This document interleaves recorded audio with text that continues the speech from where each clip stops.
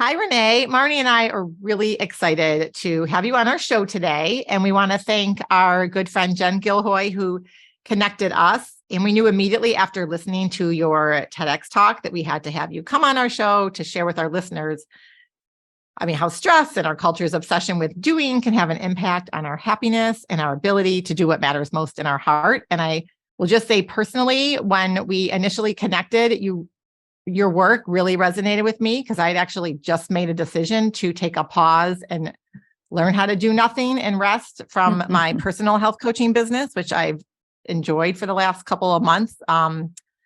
Just taking a break from that. And it was a really hard decision for me. So I can't wait to have you on.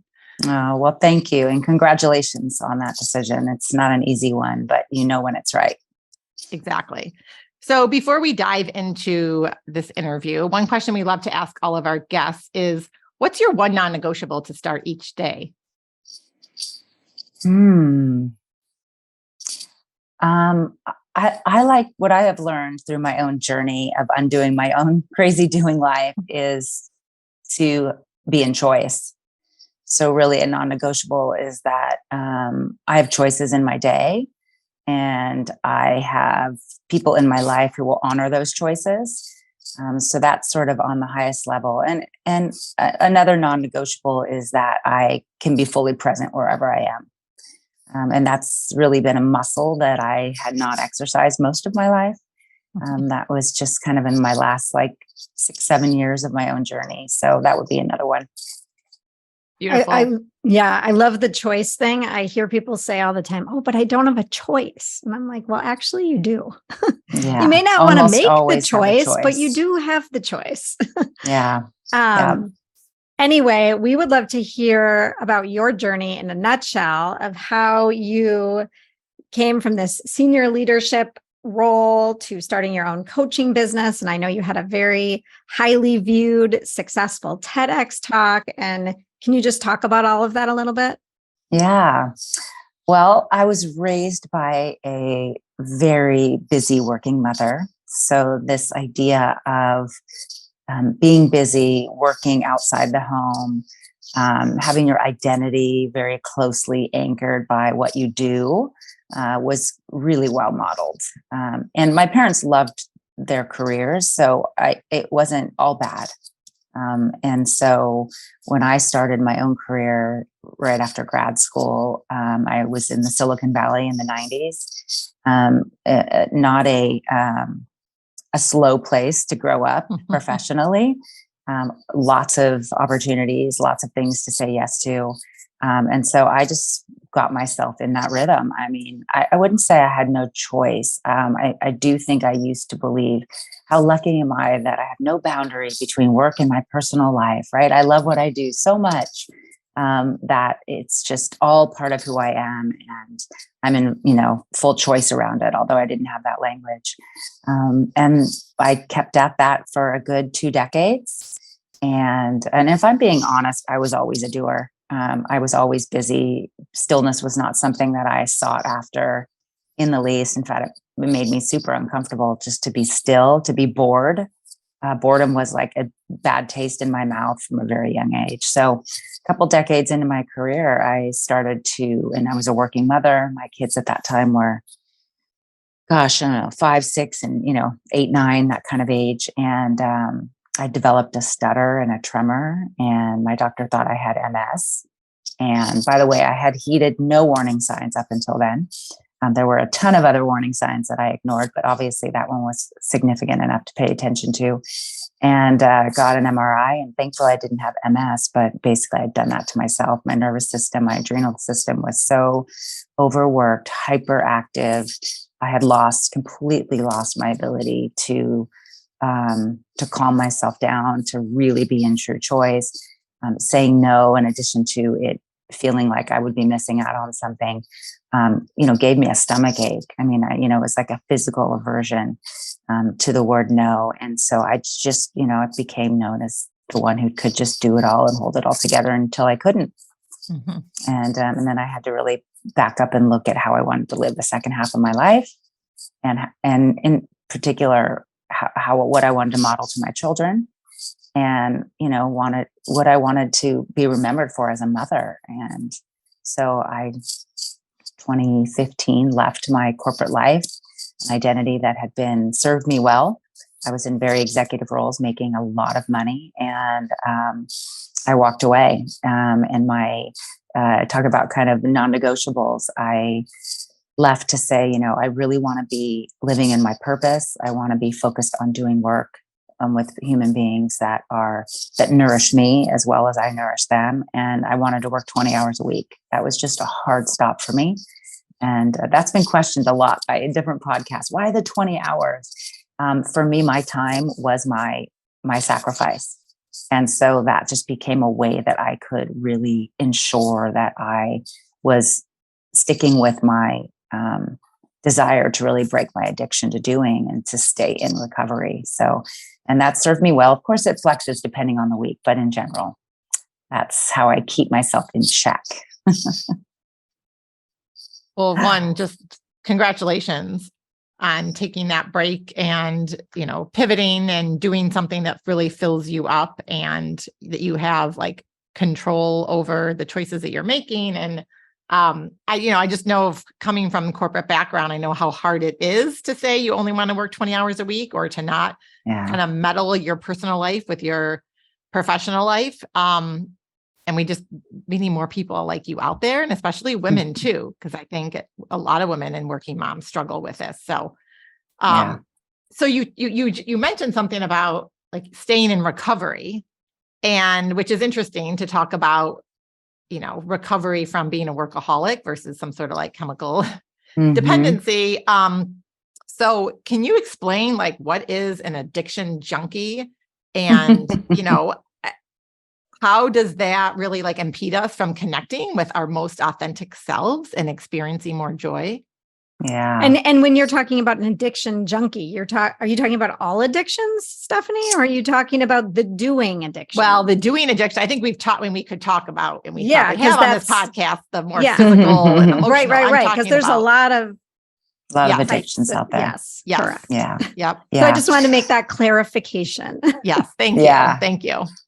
Yeah. So on my TED Talk, I named doing as an addiction. And I share my story about how I found my way out of that addiction.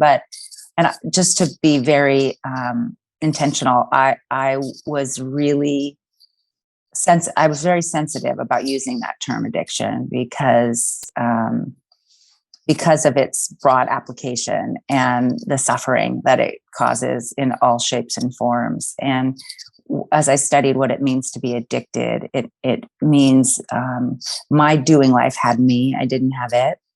It was taking a toll on myself and everyone around me. For a majority of my life, literally, it was a visceral pull, like what's next? Not just what's the next goal or achievement, but like I literally created a life around me where I had no white space. Other than when we moved to Europe for 5 years, I think that was probably a good precursor to me being able to really see myself more authentically and truly, accepting how I was living my life. But when we were on holiday, but up until living in Europe, probably a good 2 to 3 years, I couldn't even relax on holiday.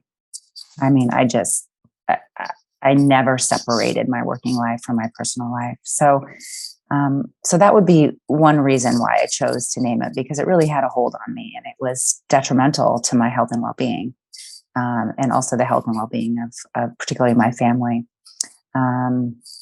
So the other element I would say is that, as I mentioned earlier, I was not in choice.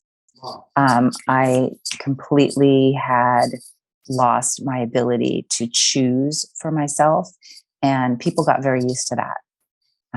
And so when I even thought of saying no, I really had this feeling that I was letting people down. And so it was really anchored in my identity about who I was and why I was here, and really what I felt like I owed to people.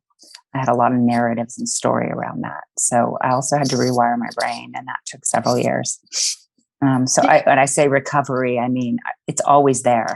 Yeah. This propensity to want to do the next thing, go the next place. And so I have to keep it at bay with very practical strategies, practices.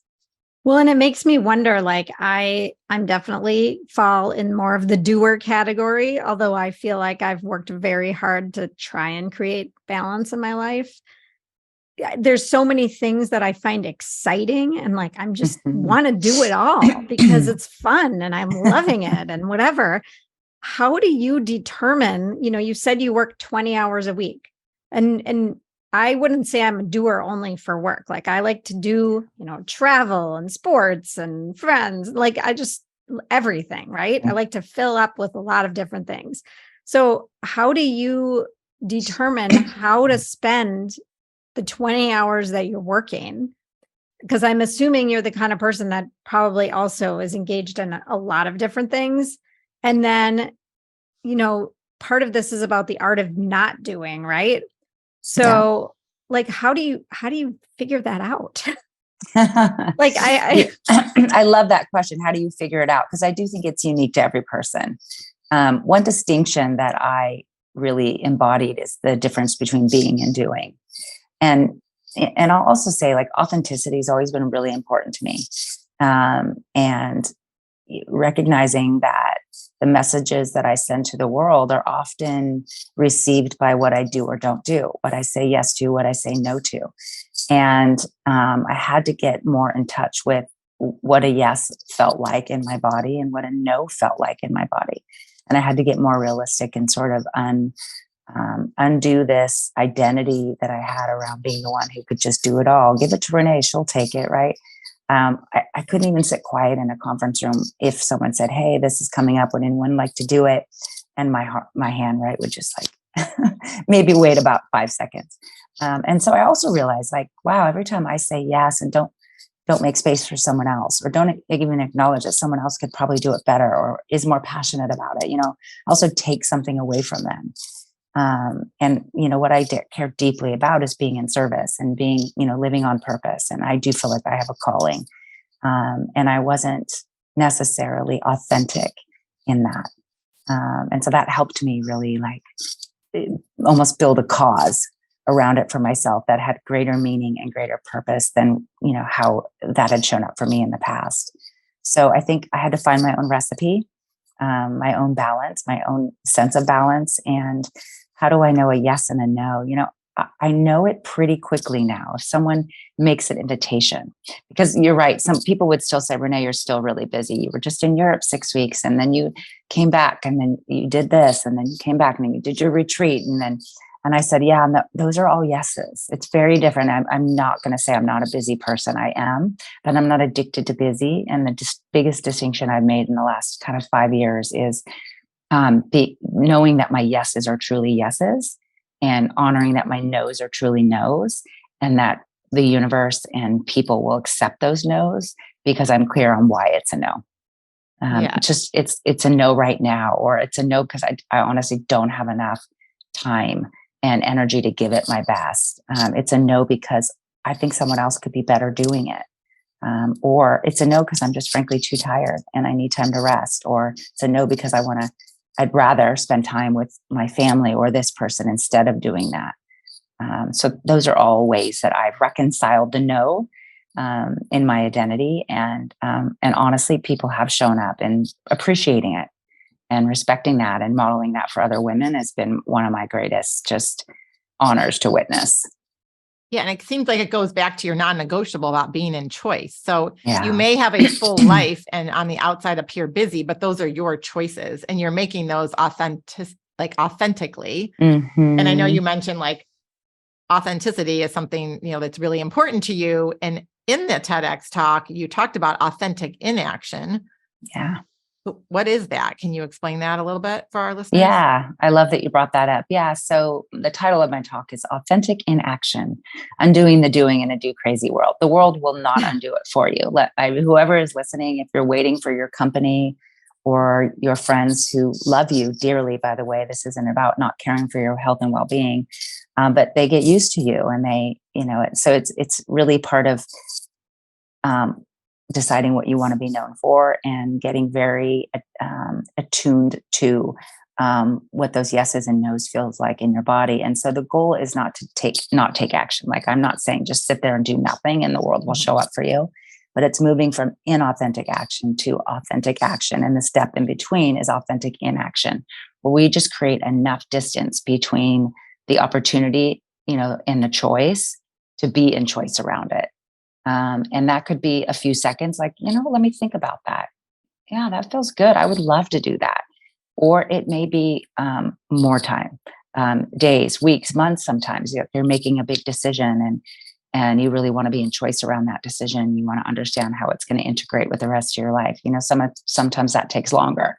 So I call that space, authentic inaction, where I am coming into contact with my choices around that decision or action or opportunity.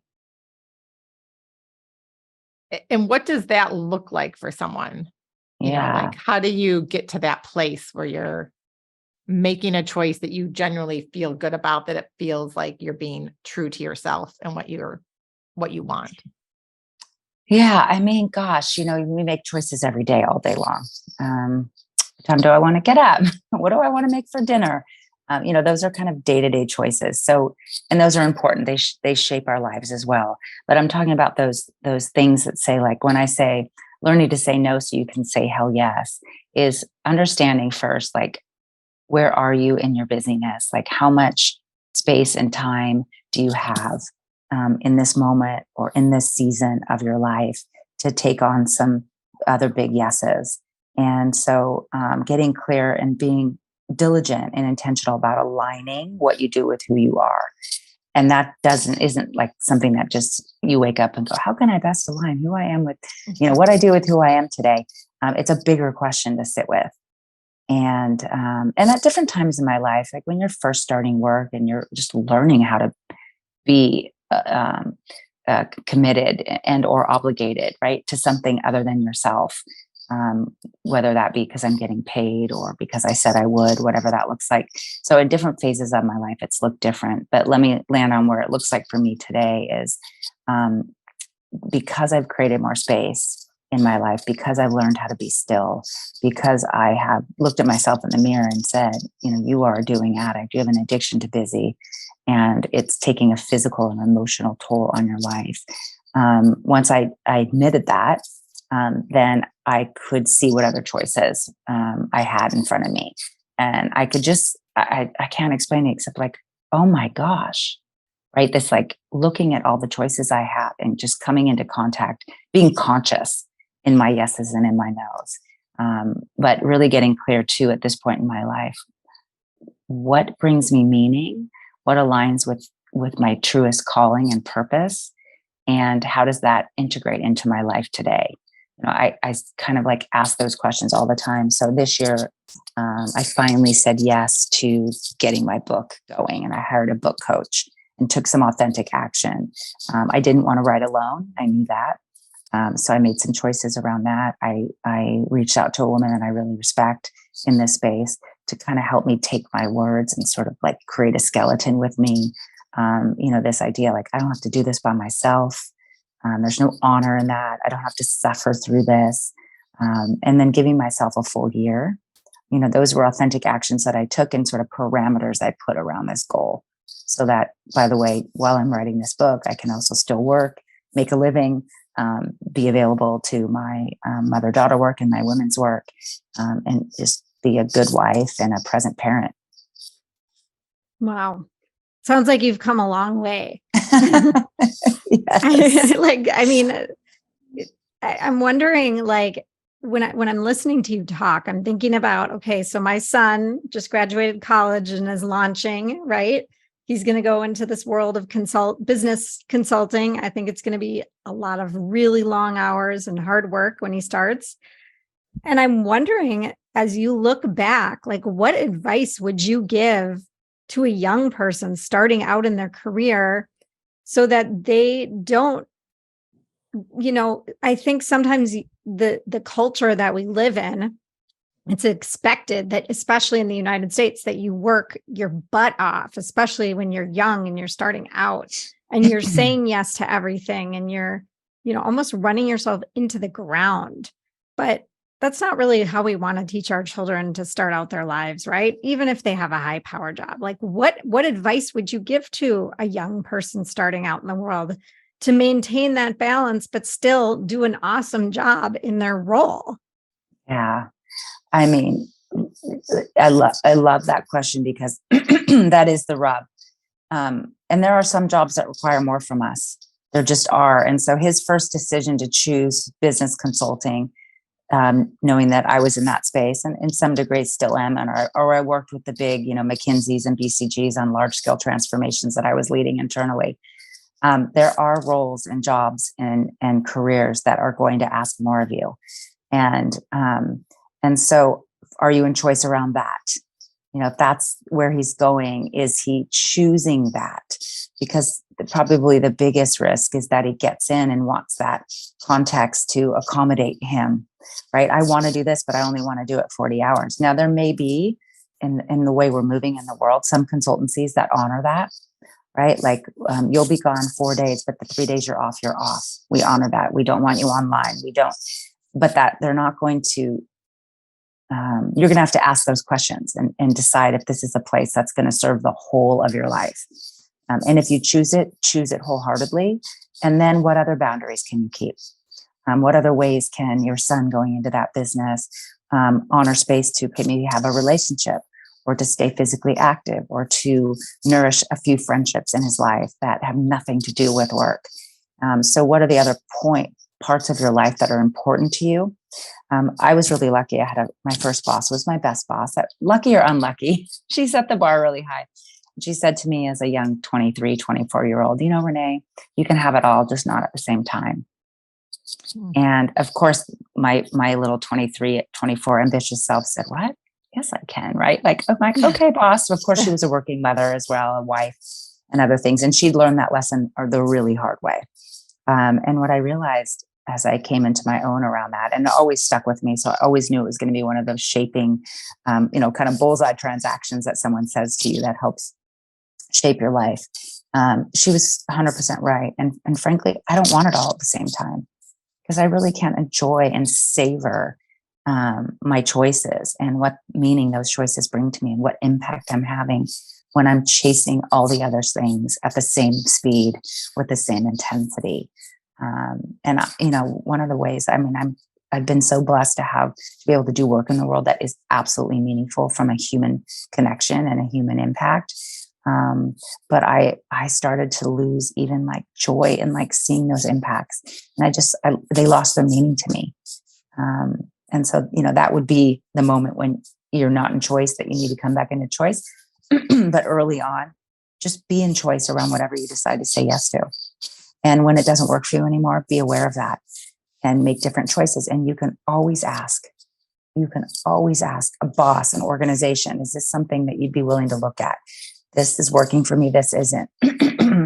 Or bringing awareness around what's affecting the health and well-being of the people around you and being brave enough to bring that up. And if they say, no, we can't, then you are in another choice point. Okay, is this a place I can stay? So it's not easy. It's not for the faint at heart, but that would be some advice I would offer to people choosing a career that is going to ask a lot of you, and particularly of your time. I think that's really good advice, actually, for anybody. Not just in any job or role or whatever, any stage. Yeah. Well, Even in a sounds marriage. Yes. You're right. Yeah. Personal situations, friendships, because that can, there's a lot of like toxic relationships that people have that are draining them. And it seems like that's like being in choice, which sounds so kind of simple, like, oh, just be in choice, right? But that's what can help people become action junkies and also help sort of recovering action junkies, which is what you talk about in your talk, and kind of perfect the art of inaction. Yeah. Oh, I love that. Perfect the art of inaction. And recognizing that I think I mentioned this already, but what you say yes to and what you say no to communicates to the world most vividly who you are. Mm-hmm. And so if you think that the universe isn't listening, and when you get really clear, I always talk about, we can almost always be intentional. And when you get clear, the universe shows up. And when you're all muddied in your waters and like, what's that? Alice in Wonderland. If you don't know where you're going, dear, any road will do. Don't live like that. Don't live like that. Like, God, here's where I'm going. Here's what's important to me. Here's what lights me up. Here's what brings me meaning. Here's what I see as impact, and stay in those questions. And then try to watch with some level of objectivity how those answers are unfolding.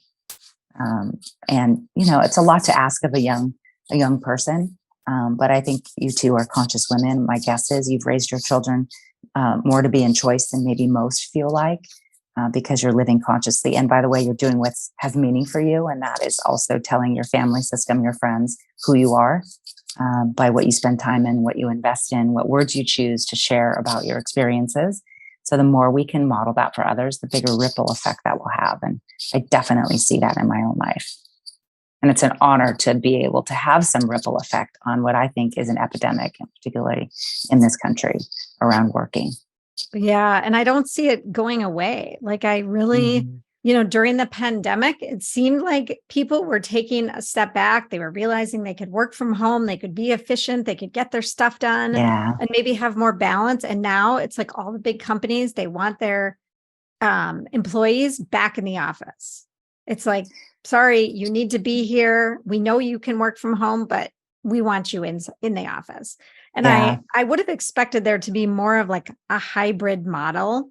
And I'm sure there is for some companies, but I'm surprised at how many companies are mandated. Everybody needs to be back all the time. Yeah. And for a while, it's like heartbreaking. Like literally, I feel like sad when you say that, because the companies that choose to deeply understand what worked and didn't work, and again, it's about the job as well. It's in context, right? It isn't just like because it's good for human beings to have freedom and choice and flexibility. Of course, that's lovely and very true, but it's also in context of where you're working and the role you're playing. And the organizations that really look at that relationship between what people desire and what is fruitful to the work they are doing will keep the best talent. People will not leave you. But if you just assume, and again, fall back into, which is really about lack of trust.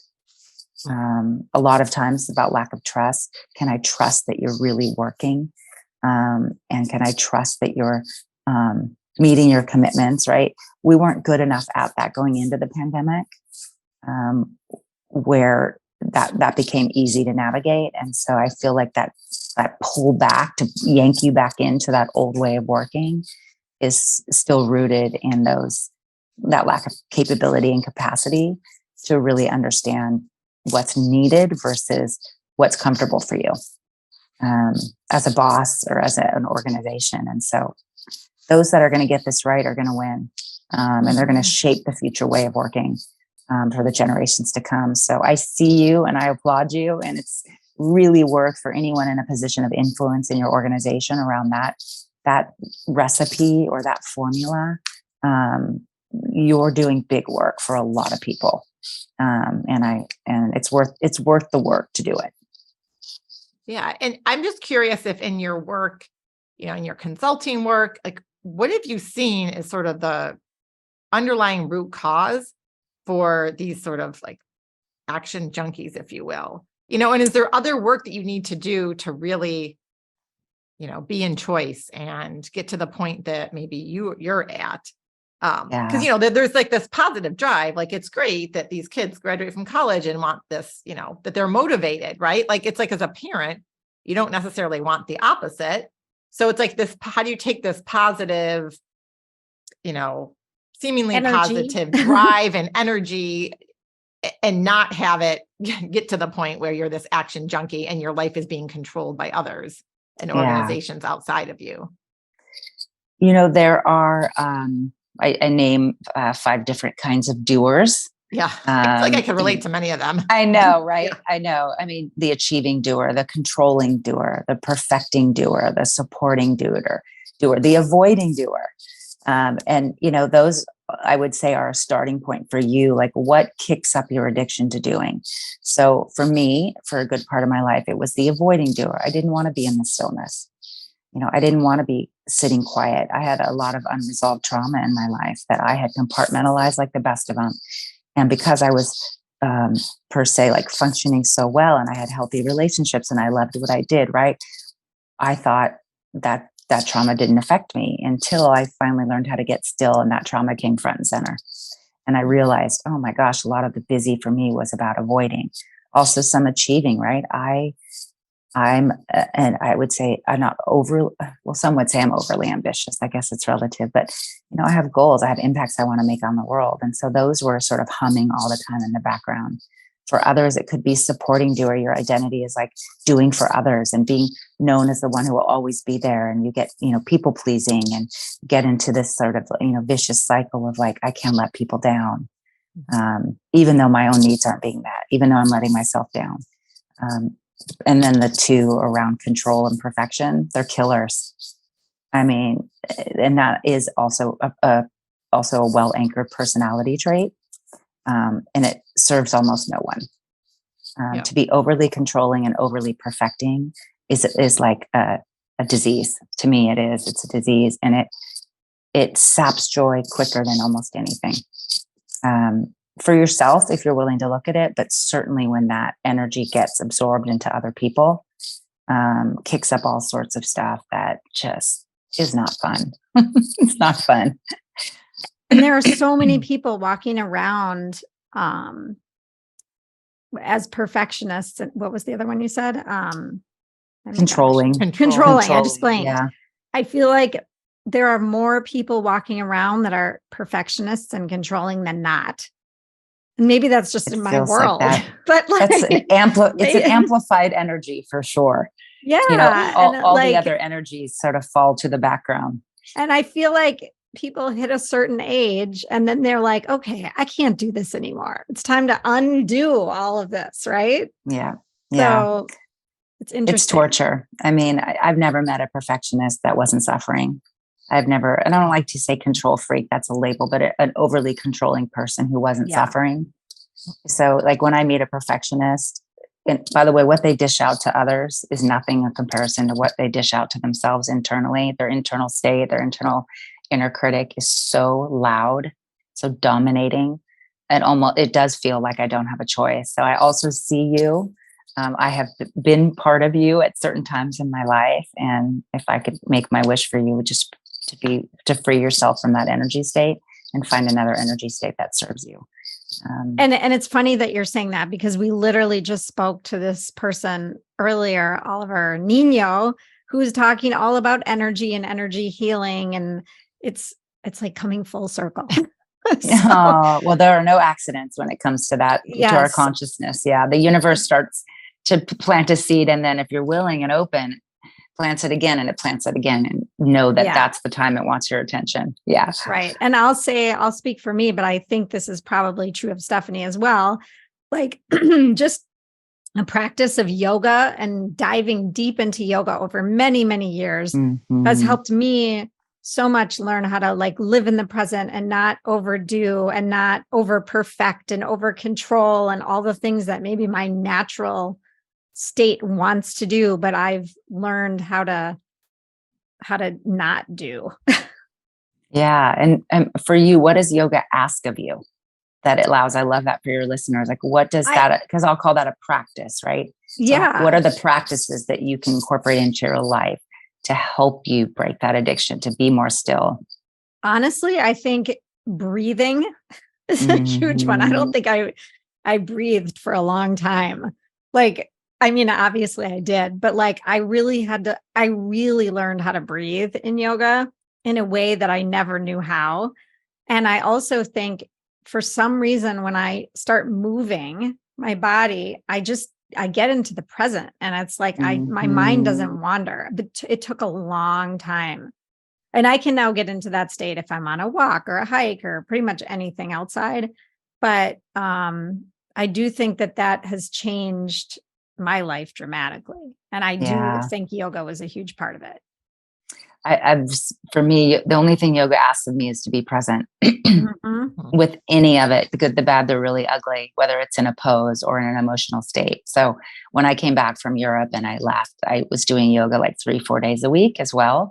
Unfortunately, I tore my shoulder. And so a lot of the yoga I was doing, I wasn't able to do, but I love what you said. I had learned that how to activate that muscle of stillness and presence through yoga, that now I can just, in breath. I just came back from a 6-day retreat in Costa Rica with 16 beautiful women who's we're all left lives forever changed. And breath was the practice we did every afternoon, learning how to breathe. It's the most accessible way that you can come back into your body and into presence. Is just even one. And a minute is about 4 to 5 deep breaths will completely reset your nervous system. Tons of science around that anyway. And it works. Not my wisdom, but yeah. It really works. It does. And I'd love for you to talk about the Soulful Living Retreat, which ironically, literally when we recording this, you just got back, I believe, 2 days ago. Yeah. So well timed. It looks absolutely amazing. I was on the website, and just let's dive in and talk about this immersive experience that you recreated, and really who it's designed for and what you could expect from this 5-day experience. Yeah. Thank you for asking. It was amazing. And to be honest, it's, when I'm in that work and in that journey for other human beings, it's the most honoring work that I get to do. So the Soulful Living Retreat is the second retreat that I've created. My first retreats are around mother-daughter work. And in my own stillness, one of the greatest traumas that I had compartmentalized was around my relationship with my mother. And I can say more about that later another time. But so doing that work for myself and creating space. And by the way, any of you that are listening that are spiritual, it came to me as a calling that I could participate in the healing between mothers and daughters. And by the way, dropped me to my knees because first and foremost, I had to heal myself. And so I would also say I'm constantly still in that journey as well. And my mom is still alive, but she's quite ill. So I am loving her out of pure love and not obligation. And that freed me up then to work more with just women more broadly and around how do you really want to live your one precious life? How do you want to live your one precious life? And how can you be soulful in the way that you give and receive love? How can you have a full soul, or have your soul full around the roles that you play, which we can't play any role in our life without looking at the relationships that cross over into those roles. So my role as a mother and my relationship with my own children, my role as a partner, obviously with my husband of 21 years. And so we look at that. We look at how can you have soulful intentions? That's how we start the week. How can you come into contact with what you truly desire and giving yourself permission to really want those things and to feel that you're worthy of those things? How can you be soulful in your body? And we do that with a blue clay waterfall experience where we go down to the sacred waterfall that is totally sourced from something greater than us. And we cover each other in blue clay. Most women went topless, and we just relished in our bodies, all shapes and sizes. We had age from 33 to 66, which I also think is interesting with the energy around 369. And for the older women to see the younger women just in their bodies, no matter what shape. These older women were just sobbing, seeing how free that these women could live in their own bodies and how unfree they had lived for such a long time in their life. And then we also looked at, we did a beach labyrinth, and we allowed ourselves to just have a question of the universe, a big question that we wanted to sit with, and just use that 25 minutes it took us to walk through to just receive what the universe wants for us. So it was spiritual, it was soulful. And this group of women, I just looked right before I got on, there's 67 texts in the chat just from this morning. They're just the vibration that they created, and the relationships, how much safety they created in such a short amount of time for one another was something that most of them had not experienced. And I said, you have that capacity as women, as healers, as the sacred feminine, to do that in all aspects of your life. But you first have to get clean in your own soul and in your own intentions in order to offer that to the world. So these women are going to do great things. What they claimed on the last night was so incredibly powerful. We are definitely going to have reunions. They're ready for Soulful Part 2. So did the women, did they know each other going into this, or was it a group of people that did not know each other? Yeah, two sets of three women came as friends. So wow, did those bonds they stayed together in a dome in the middle of the jungle. I mean, we had tarantulas visit us at dinner. We had snakes cross our paths. That would freak me out. Wow. I will be honest, the jungle became a really good, really just astounding teacher. We had two women that were, the first day they arrived after night one, were stricken with fear. And they came through it in such a fierce way. While they let their fear still be there, but they became into choice around, if you don't get to choose what you're doing, how do you want to choose in showing up? There's that second layer of choice. So the three women knew each other. One of my good friends came. My sister-in-law was there. She brought two friends. So I knew a few, like three of them. And then the rest were all strangers. One came from Miami, one came from Portugal, one came from London. Wow, and then the rest from the US. Yeah. Maryland, Delaware, New Jersey, Miami. So it was incredible. Wow. Yeah. And is this really an annual intrigued by this thing that you do? Is this annual? We've done it twice. So yes, I guess now it is annual. Yeah. And it's at the MLO Institute in Costa Rica. So those women who are listening, it's a high-end luxury retreat. Yeah.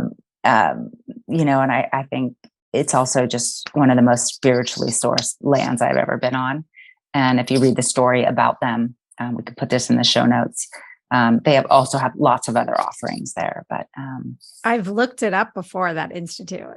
I think Costa Rica is such a special place. I've been there twice now, and both times I feel some pull to that country, and I can't really explain it, but I just know, like, every time I'm there, I'm like, I have to come back. Like, I have to come back. The people are so kind. The masculine and feminine is so well balanced in that country and its people. And the land is such a teacher. I mean, the jungle is such a teacher, nature. So I hear you. Yeah. Well, I do think it's really important when there's lots of retreats out there, but the fact that you said this land is sacred and it's a teacher and there's this balance of the masculine and femininity, I think that's really important to find, when you're picking a location or a retreat out there. My other retreats are in Sonoma wine country at Westerbeck Ranch. Yeah. I do a 3-day mother-daughter. And in November, I'm doing a modified version of the SoulFull Living Retreat in Costa Rica. For the first time, we're doing a 3-day. In Costa Rica for only 3 days? In Sedona. No, in Sonoma. Sonoma. And it's for mothers and daughters? The SoulFull Living is for women. Okay, sorry. No, that's okay. And daughters age 16 and up. So yes, daughters, sisters, mothers, friends, but it is an abbreviated version to make it more accessible to other women. And that's in November. And Westerbeck is family owned, female owned.